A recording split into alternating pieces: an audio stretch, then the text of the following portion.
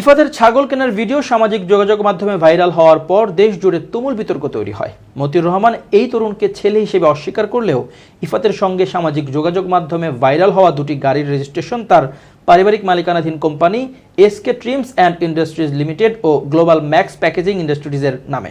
আর এই দুই প্রতিষ্ঠানের মালিকানায় রয়েছেন মতিউর রহমানের দুই সন্তান তৌফিকুর রহমান অর্ণব ও ফারজানা রহমান ইপসিতা।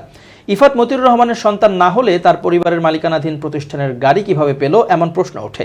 সেই সঙ্গে একজন সরকারি কর্মকর্তা কিভাবে এত টাকার মালিক হলেন সেই প্রশ্নও সামনে এসেছে। মতিউর রহমানের দাবি তার সব সম্পদ বৈধ এবং পুঁজিবাজারে বিনিয়োগ থেকে আসা মুনাফার মাধ্যমে অর্জিত। জানা গেছে মতিউর রহমান বসুন্ধরার আবাসিক এলাকায় থাকেন। তার পারিবারিক মালিকানাধীন বেশিরভাগ প্রতিষ্ঠানের হেড অফিসও ওই এলাকায়। এছাড়া মতিউর রহমানের ছেলে অর্ণবের নামে অর্ণব ট্রেডিং নামেও একটি প্রতিষ্ঠান রয়েছে।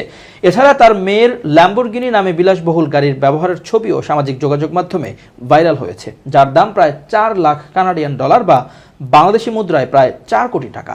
এদিকে ছাগল কাণ্ডের পর মতিউরের পাশাপাশি তার দুই স্ত্রী ও সন্তানদের নামেও সম্পদের খোঁজ পাওয়া যায়। এমনকি শাশুড়িকেও করে দিয়েছেন ডুপ্লেক্স বাড়ি।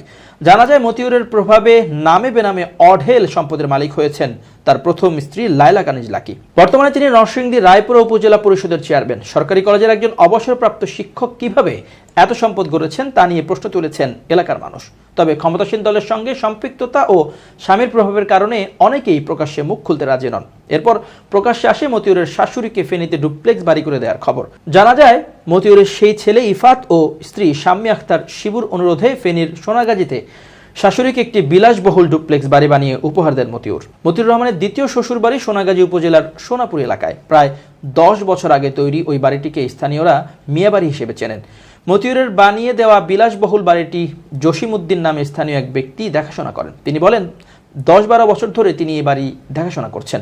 সর্বশেষ 2 মাস আগেও মতিউর রহমান, স্ত্রী শাম্মী আক্তার শিবু, ছেলে ইফাত ও শাশুড়িকে নিয়ে বাড়িতে এসেছিলেন। 2 দিন থাকার পর আবার ঢাকায় ফিরে যান। মতিউরের শাশুড়ি বর্তমানে ঢাকায় মেয়েদের বাসায় ও বাড়িতে আসা যাওয়ার ওপর থাকেন। তিনি এর বেশি কিছু বলতে রাজি হননি।